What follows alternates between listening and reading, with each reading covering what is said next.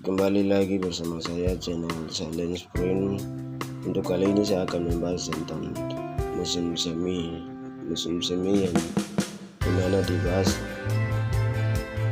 mengenai environmental ethics dan environmental law, menitik beratkan kepada lingkungan hidup dan lingkungan hukum, yang dimana manusia mematuhi dan manusia dapat melakukannya terhadap lingkungan. Untuk dapat kita mengerti dan untuk dapat kita melakukannya tentang lingkungan hidup dan lingkungan hukum. Meskipun keinginan untuk melindungi lingkungan merupakan inti dari hukum lingkungan hidup, keinginan tersebut dapat dilihat pada seluruh populasi di negara-negara. Hal ini karena hukum lingkungan hidup bukan hanya tentang menghargai lingkungan, namun melindunginya sehingga kita sebagai masyarakat hidup sesuai dengan tanggung jawab kita. Kapasitas bumi cerah yang lebih baik untuk memikirkan undang-undang lingkungan hidup adalah seperti hukum masalah lingkungan hidup.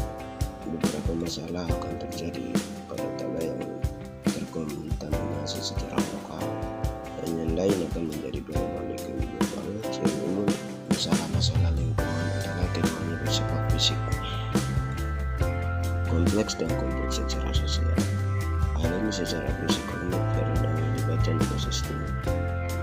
Jika kita memberikan pupuk pada lahan pertanian dan pupuk tersebut mengalir ke sungai, berbagai macam dampak mungkin terjadi terhadap lingkungan dan juga kesehatan manusia. Namun hal tersebut juga kompleks secara sosial. Masalah lingkungan hidup seringkali disebabkan oleh sekelompok orang yang tidak bermaksud merusak lingkungan hidup. Namun setiap tindakan mereka berkontribusi terhadap masalah lingkungan hidup. Negara-negara memainkan peran penting dalam hukum lingkungan hidup dalam hal ini karena mereka mempunyai kewenangan dan kapasitas untuk mengembangkan tanggapan kolektif dalam mengatasi masalah lingkungan hidup. Kaitannya dengan masalah-masalah ini, bukan lingkungan hidup modern sebenarnya berakar pada tahun 1960-an, dan hal ini bukan sekedar respon terhadap masalah-masalah lingkungan hidup, namun juga merupakan bagian dari komitmen untuk membuat masyarakat menjadi lebih adil dan demokratis. Hukum lingkungan hidup bukanlah sebuah tongkat ajaib, bukan sekedar mengeluarkan undang-undang yang mengikat janji atau pengadilan memutuskan suatu kasus dan masalah lingkungan hidup yang hilang. Yang dibutuhkan adalah penciptaan kerangka hukum yang menjamin pengelolaan masalah lingkungan hidup yang berkelanjutan dengan cara yang seadil dan seadil-adilnya. Hukum lingkungan hidup secara teknis sangat rumit. Jika Anda lebih